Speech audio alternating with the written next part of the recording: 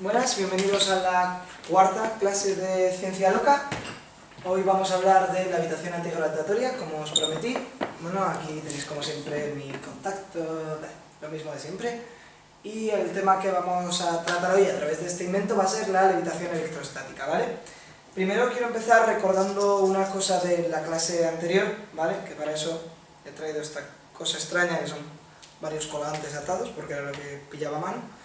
Y entonces vamos a recordar un poco cómo funcionaba el jetpack, que lo dimos en la última clase. ¿Alguien se acuerda de por qué no te caías si te impulsabas con un jetpack? Porque tenías una acción-reacción. Vale. Ay, qué difícil es hinchar esto.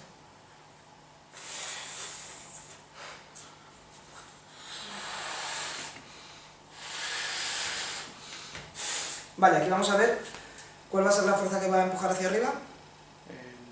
El aire hacia abajo. El aire echando hacia abajo, ¿vale?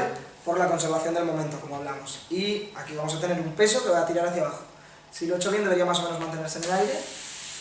¿Vale? Bueno, pesaba un poco más lo de abajo, pero este es el problema que teníamos con el peso el otro día. El aire pesa muy poco, pero el combustible pesa más. Voy a quitar este anillo, ¿vale? Que va a simbolizar todo el combustible que has gastado a lo largo del uso del jetpack si no lo has diseñado bien. Entonces ahora el jetpack pesa mucho menos que antes, pero sigue generando la misma fuerza.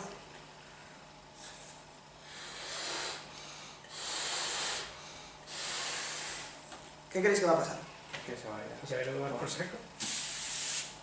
Exacto. ¿Vale? Entonces estos son los peligros del jetpack y en parte también son los principios con los que vamos a construir nuestra habitación antigravitatoria hoy, aunque con ciertas diferencias. Bueno, para empezar, ¿por qué nos caemos? Esto lo acabamos de hablar ahora, pero quiero ir a algo más general. ¿Por qué caemos? Porque la gravedad no se atrae hacia el núcleo de la Tierra. Vale, lo que quería ir es a la gravedad. Todos sabéis qué es esto, ¿no? ¿Sabéis por qué lo he puesto? Sí. Porque... Por la manzana del Newton. Vale. Cuenta la historia que a Newton le cayó una manzana en la cabeza y entonces planteó la ley de la gravitación universal. Yo a mí no se me ocurre esta fórmula con una manzana, pero bueno. Esto lo que viene a decir básicamente es que si tenemos un cuerpo... Me voy a subir arriba, espero no taparos mucho. Si tenemos un cuerpo con una masa 1 y un cuerpo con una masa 2, vamos a suponer de momento que son distintas, alejados a una distancia r entre sí, van a ejercer una fuerza 1 respecto al otro por el simple hecho de tener masa, ¿vale? Y lo van a ejercer con esta fórmula, ¿vale? Las fuerzas van a ser iguales y va a ser g, que es la constante de gravitación universal, que luego se calcula y listo. Si no recuerdo mal es 6,67 por 10 a la menos 11, sí, más o menos. Y luego tenemos aquí el producto de las masas dividido por el cuadrado de la distancia, ¿vale? Esto es una fórmula que, bueno, es la fórmula de la gravitación universal, algunos lo conoceréis, otros no, y funciona. Funciona prácticamente siempre, ¿vale? Excepto a distancias muy pequeñas en las que de momento no se sabe muy bien qué pasa. Pero bueno, entonces vamos a ver, si yo os he dicho que funciona, esta es una foto que me gusta mucho, que no pega mucho aquí, pero no sé. Quería representar que funciona desde las escalas más pequeñas, entre comillas, a nivel astronómico, que sería, pues, por ejemplo, la Luna... No, Mercurio es esto, la Luna no está en este gráfico. Vale, esto es Mercurio y la Tierra está aquí y aquí, ¿vale? Esto es simplemente una gráfica creciente para que veáis lo ridículamente pequeña que puede llegar a ser la Tierra si lo comparamos con cosas como Canis Majoris, ¿vale? O con cualquier otra cosa que os suene más, como por ejemplo Sirio, igual os suena, que suele ser la estrella más brillante del cielo nocturno. Júpiter, ¿vale? Esto es Júpiter, pero allí se ve más claro la comparación Tierra-Júpiter, ¿vale? Pues en todo este rango funciona perfectamente. ¿Nos hace falta en este rango? Sí, pero vamos a ir a un rango en el cual no nos hace falta, ¿vale? Vamos a quitar todo de la ecuación y nos vamos a quedar solo con la Tierra. Vamos a hacer una aproximación en la corteza terrestre, ni nos vamos a meter bajo el agua, ni vamos a saltar al espacio, vamos a quedarnos con los pies en la Tierra. Esto es el valor de la constante de la gravedad, supongo que habréis oído hablar alguna vez, igual aunque no lo entendieseis, que la gravedad en la superficie terrestre es de 9,8 metros segundo cuadrado. Eso es una cosa que os voy a explicar qué significa, pero quiero que veáis que varía si os vais fuera de la superficie, ¿vale? Esto es la superficie de la Tierra y esto es un corte de la Tierra. Aquí tenemos el manto superior, el manto inferior, el núcleo interior y el exterior. Y va variando eso. Vamos a mirarlo un poco, ¿vale? ¿A qué nos referimos primero con que es 9,81 metros segundo cuadrado? Eso quiere decir que si tú aquí no tuviésemos el suelo, o si yo ahora salto de aquí a aquí, la aceleración con la que voy a caer es esta, ¿vale? La aceleración se mide en metros segundo cuadrado, porque es en cada segundo cuánto aumento mi velocidad. Entonces, como la velocidad se mide en metros por segundo o kilómetros por hora, sería en plan, estoy acelerando a 30 kilómetros por hora cada hora, ¿vale? Pero estas son las unidades oficiales. Entonces, cuando vamos subiendo, va bajando cuando nos alejamos de la Tierra, ¿vale? ¿Por qué? Porque como hemos visto antes en la ley de la gravitación universal, abajo, en el denominador, estaba el radio al cuadrado, ¿vale? Eso quiere decir que cuanto más lejos estemos de la cosa con masa, menos nos atrae, ¿vale? Simplemente quiero que quede ese concepto claro. Y lo demás abajo, ¿por qué hace estas cosas raras de primero sube? No sé si veis bien los números, ¿vale? Primero va 9,9 si estás dentro del manto superior, 10,4 en el final del núcleo exterior y luego va bajando bruscamente hasta que en el centro esté. Bueno, a ver, la primera la más fácil, ¿por qué en el centro esté? Pues el centro. No puedes acelerar porque ya estás. Sí y no. A ver, la cosa es que en el centro estero, porque toda la Tierra te está atrayendo, ¿vale? Pero como es una esfera, te está atrayendo en todas direcciones. Y se compensan, ¿vale? Lo que hablábamos el otro día de sumar las fuerzas. Entonces, en el centro, aparte de estar muerto, la aceleración es cero. En el hipotético caso de no estar muerto, ¿flotarías? Ah, sí. Bueno, en el hipotético caso de no estar muerto, que no sea lava fundida, sí, flotarías. ¿Vale?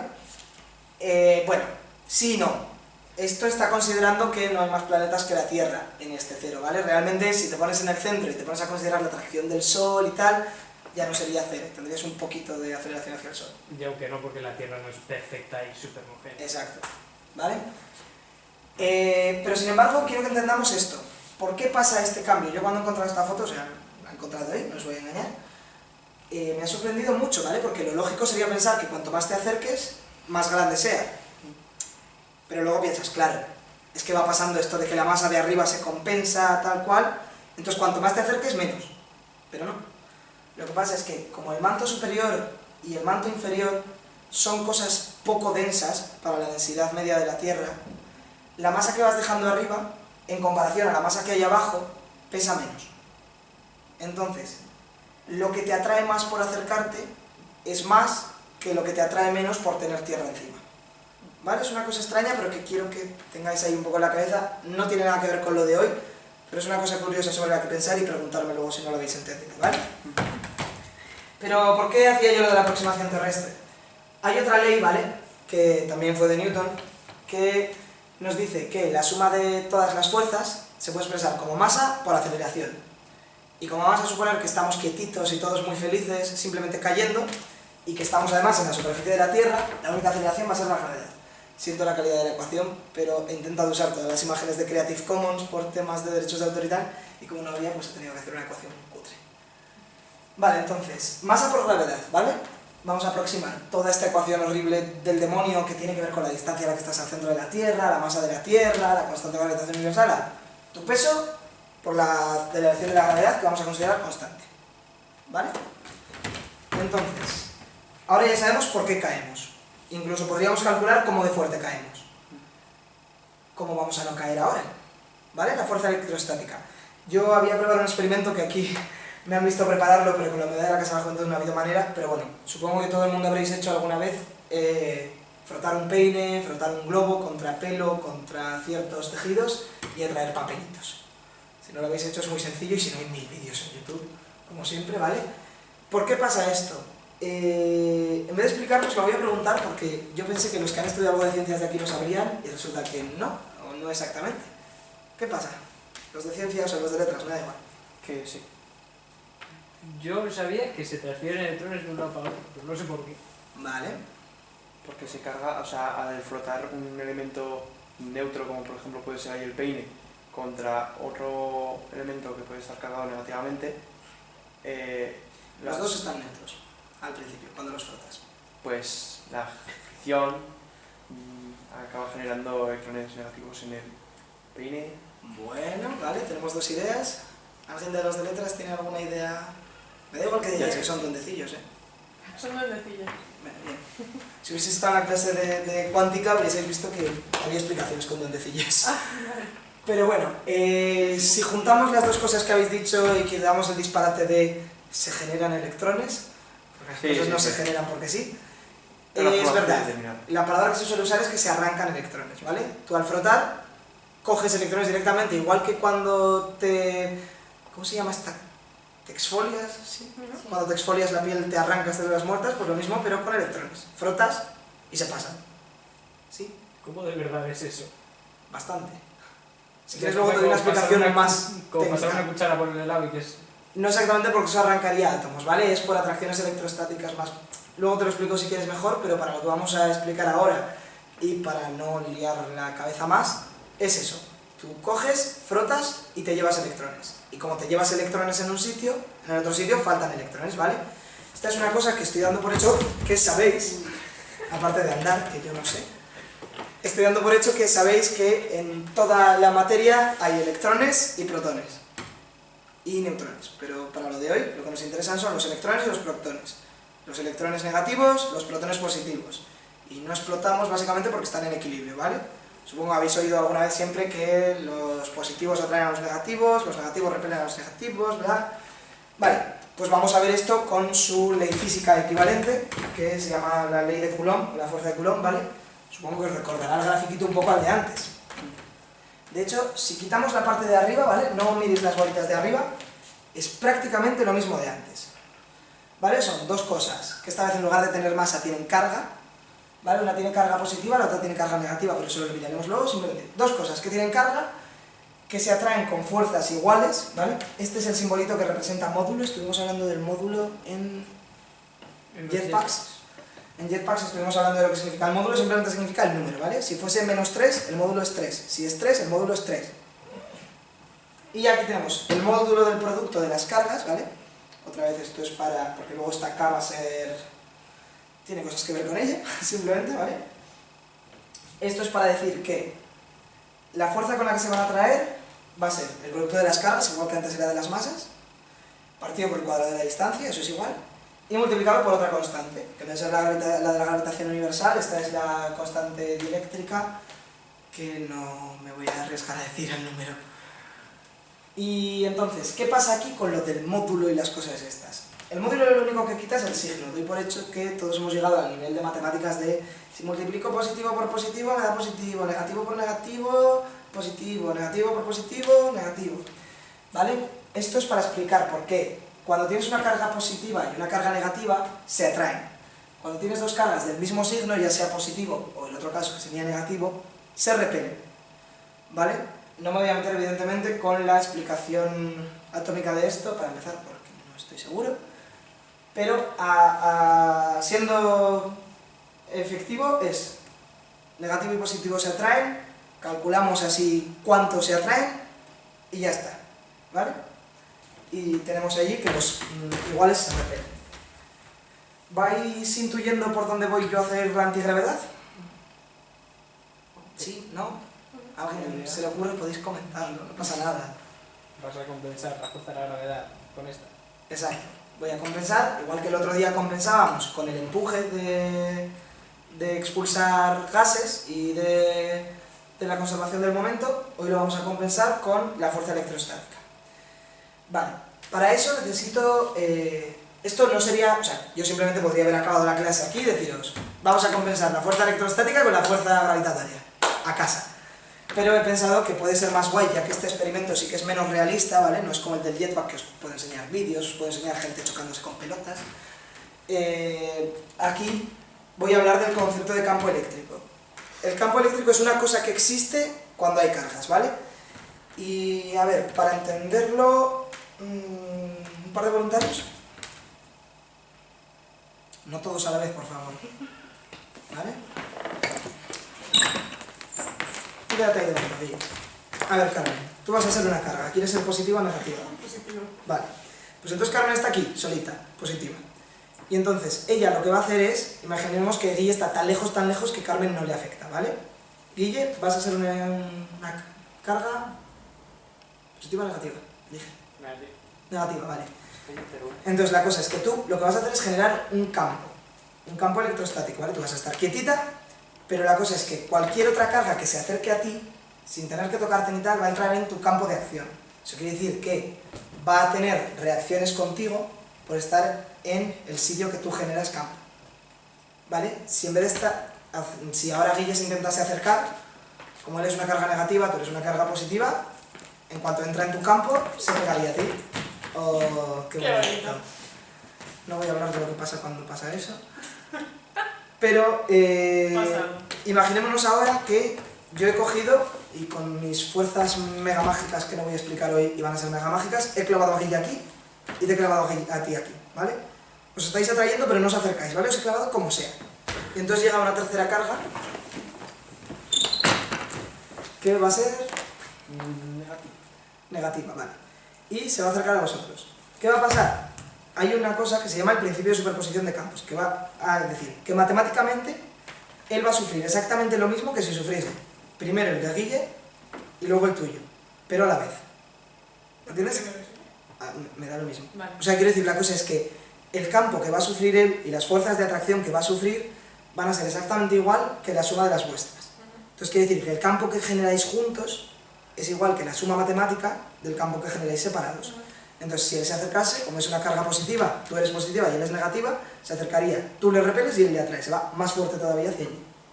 Sin embargo, hay un caso muy divertido, vamos a separarnos un poco para que se vea todo mejor, en el que ahora tú vas a ser una carga negativa, tú vas a ser una carga negativa y tú vas a ser una carga positiva. Pero vas a venir justo por el medio. ¿Vale? Él viene hacia aquí y imaginémonos que yo lo paro en medio. ¿Qué va a pasar? Se queda ahí, ¿no? Que van a intentar atraer. Pero van a intentar atraer los dos. O sea, ellos dos están clavados y él lo he puesto aquí, lo suelto en el medio. Pero está en medio de... En medio de los dos. De la línea que... De hecho, para ser exactos, Igual, se queda ahí en el centro. daría igual que no estuviese en medio de esa línea. Pero sí, de momento en medio. Se va a Como quedar... si fuesen imanes, ¿no? Sí. Los imanes funcionan así. Sí, los imanes van por magnetismo, que lo estudiaremos en la próxima clase, pero sí. Se atraería. La cosa es que te atraen los dos. Los dos te atraen lo mismo, entonces no te vas a mover hacia ninguno. Y un caso muy curioso de esto sería un péndulo electrostático, ¿vale? Que Naranjo sube un poco para allí, ¿vale? Y ponte en la línea del medio. Esto se llamaba en dibujo la bisectriz, mediatriz. Siempre las he confundido, lo siento. Entonces, ¿qué va a pasar ahora? ¿Hacia dónde quieres ir tú? Hacia ahí. Y no, como electrón. Tú eres un protón y ellos son electrones. ¿Hacia dónde quieres ir? Hacia ellos. Hacia los dos. Sí. Entonces, vienes hacia los dos. Vamos a darle al pause. Está justo en el medio. ¿Qué va a pasar ahora? Va a seguir. Hacia los lados no va a ir, porque no le atraéis ninguno más que el otro. Pero él trae una inercia y va a seguir moviéndose hacia allí. Cuando llegue a un punto, volverá para el otro lado. ¿Vale? Esto se llama péndulo electrostático y es igual que un péndulo gravitatorio, ¿vale? Sube hasta que la tendencia a bajar, la fuerza que le hace bajar, es más grande que la inercia de subir. ¿Vale? Esto no hace falta explicarlo para hoy, pero para la próxima clase vendrá bien, así que gracias. No, os voy a pedir un aplauso, ya os aplaudís si queréis vosotros. ¡Bravo! Vale, entonces el concepto de campo eléctrico. Me parecía más interesante explicarlo con vosotros que con fotitos. Esto es un electrón y el campo que genera, ¿vale? Eso se llama líneas de campo. Si queréis que os cuente más sobre ella, lo hago, pero no sé si os interesa en absoluto. ¿Vale? Esto es el campo generado por parejas de partículas, ¿vale? No he puesto... Me caga... no, está bien. He puesto dos partículas iguales y dos partículas distintas. Las líneas de campo sería la dirección que llevaría un electrón. En este caso... No, un protón, ¿vale? La dirección que llevaría un protón si lo pones en una línea de campo sería seguir esa línea. Entonces por aquí un protón, como os dais cuenta, por aquí en medio no hay líneas de campo. Es lo que hemos estado hablando. ¿Vale? Por aquí en medio iría como si no hubiese nada. Pero en cuanto se aleja, le empiezan a tocar estas. Y vuelve. Bueno, en el caso del electrón se alejaría, volvería. Realmente todas las rayas son infinitas, o sea, en plan están Sí. así puestas prácticamente, pero... Sí. Quitando estas, que sí que salen y acaban allí, ¿vale? Estos son dibujos representativos, ¿vale? No es nada cuantitativo. Pero se dice que las cargas positivas son fuentes y las negativas son sumideros, ¿vale? De las cargas positivas salen líneas de campo y de las negativas entran. ¿Vale? Y aquí tenemos... ¿Esto qué es? Es una placa cargada, ¿vale? Lo que pasa es que vamos a suponer que en lugar de estar curvada, ¿vale? Esto serían las líneas de campo de una placa cargada. ¿Lo entendéis más o menos? y veis que son paralelas entre sí, más o menos. No son paralelas entre sí realmente porque esto está un poco curvado. He cogido esta foto, pero vamos a suponer que en realidad esto es una placa paralela, o sea, plana, infinita, ¿vale? Las líneas de campo que van a salir van a ser rectas. Y además, según se alejan, no van a cambiar cuántas líneas de campo hay.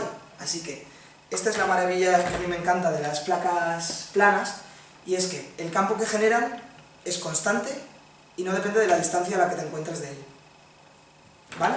En principio esto parece que no va a servir de nada, pero sí que nos va a servir, porque hay una última fórmula, juro por Dios que no hay más fórmulas, que dice que la fuerza que experimenta una partícula cargada en un campo eléctrico depende solo de dos cosas: de la carga que tiene esa partícula y del campo eléctrico en el que está. Bastante intuitivo, ¿vale? Entonces, esta va a ser la simplificación que vamos a usar de la ley de Coulomb. Entonces ya tenemos dos leyes simplificadas. Vamos a tener masa por aceleración, que va a ser la gravedad, y carga por campo. ¿Qué vamos a hacer entonces? Como queremos que sean siempre iguales, tenemos que hacer una igualdad. Entonces, si cogiésemos esto y lo igualamos a masa por aceleración, hemos dicho que vamos a considerar la gravedad constante. Así que la aceleración va a ser siempre 9,8.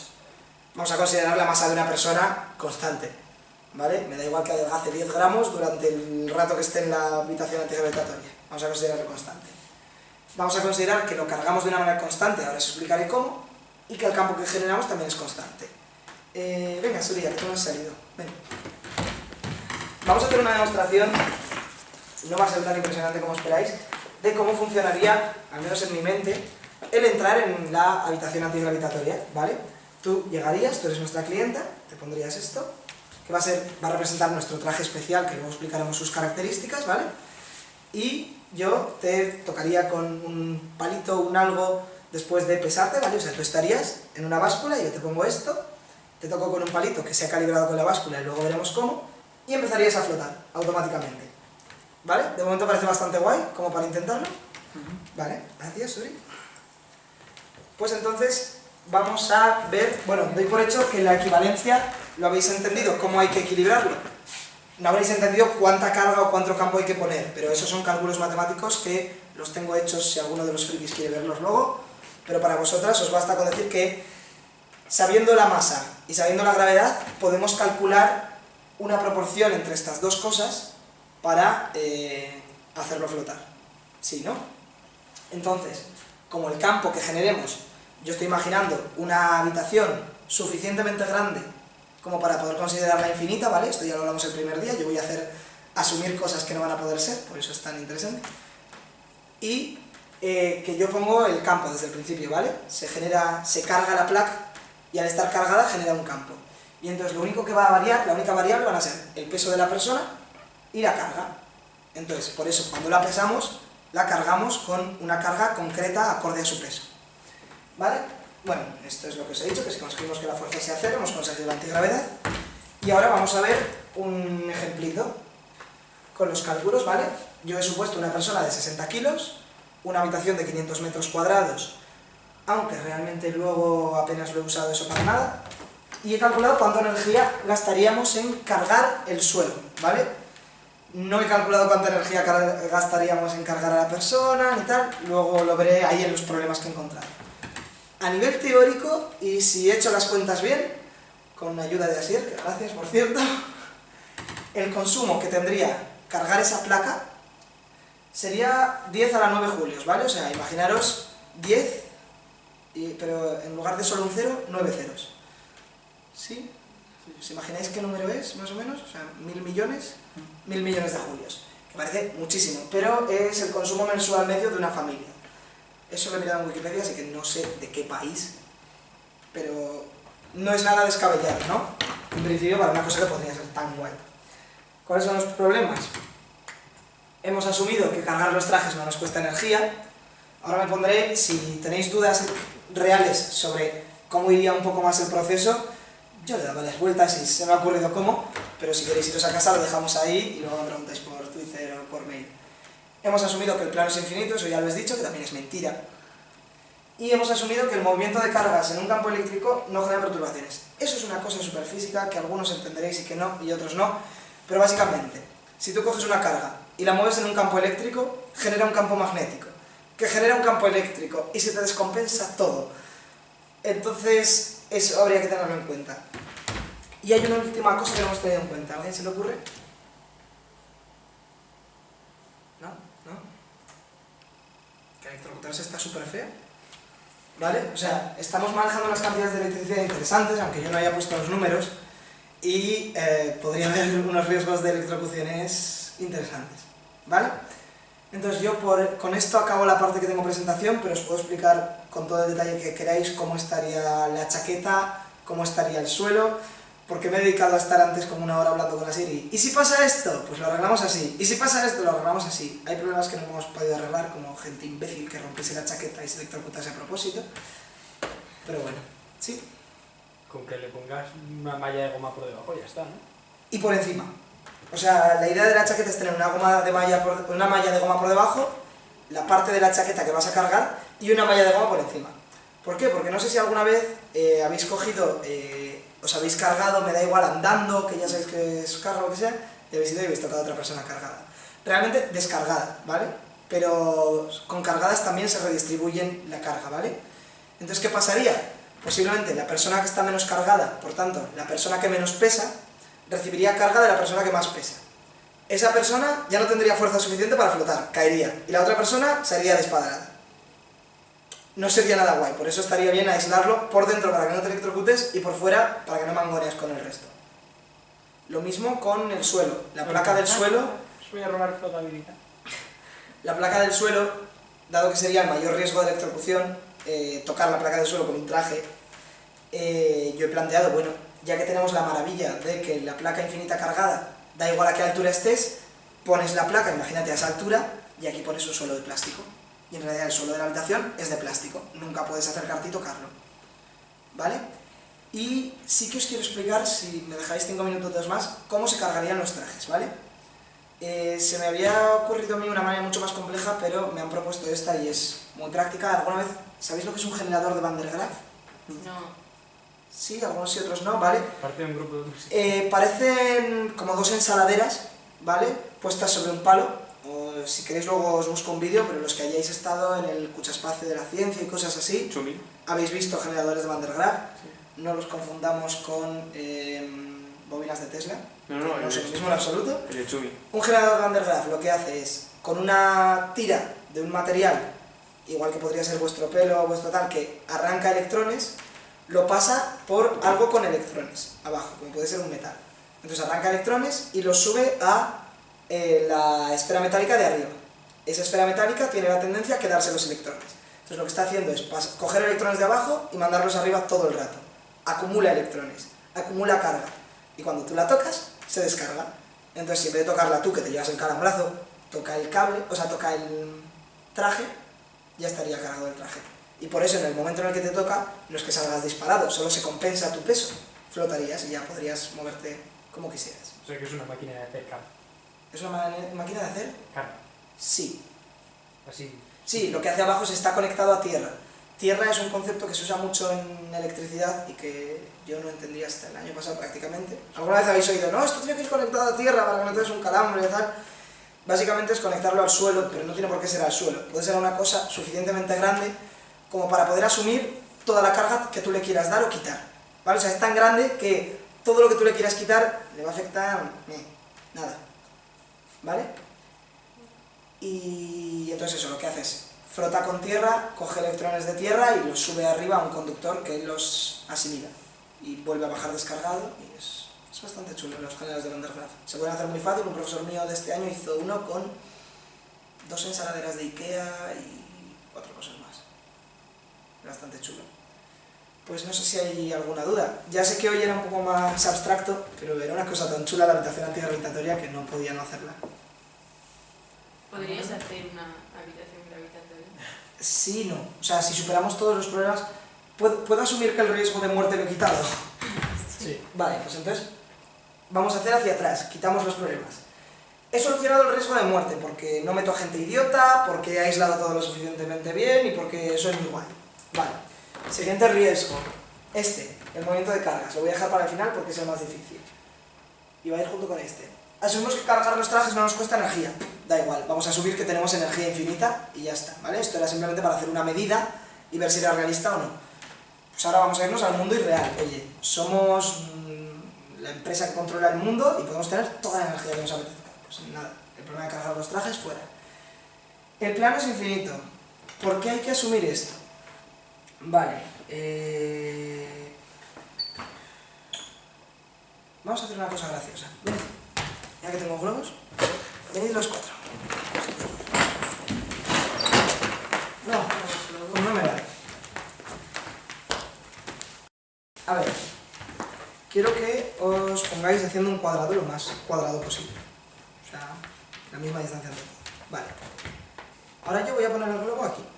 Quiero que soplando lo mantengáis en el aire. 1, 2, 3. Vale, la primera prueba iba a ser difícil. 1, 2, 3. No, no os mováis, la idea es que estés desde vuestra esquina. Vale. ¿Vale? 1, 2, 3.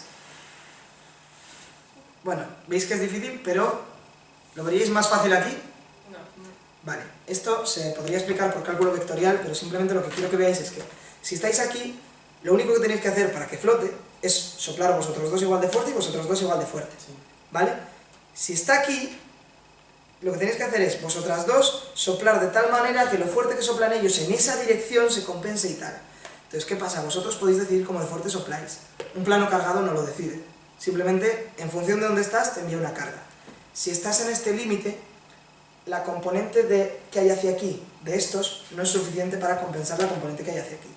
Entonces, suponemos que es infinito para que todos estén lo suficientemente rodeados de flechas salientes como para que se compensen, ¿vale? O sea, que siempre que hagas una flecha que viene de aquí y empuja el globo hacia allí, puedas decir, bueno, pero es infinito, así que allí, por simetría, hay otra que hace lo mismo. ¿Vale? Entonces, de hecho, uno de los riesgos que he hablado con Asier, que lo solucionaríamos simplemente poniendo un plano cargado y haciendo el recinto antigravitatorio más pequeño al ojo de la gente, es que cuando llegas a los bordes, te comes la pared. O sea, tú estás flotando súper feliz, pero según llegas hacia un lado, te vas acelerando y cayendo. Entonces, como... ¿Vale? Los que estuvisteis jugando el otro día, pues lo que hizo Navarro en el puente.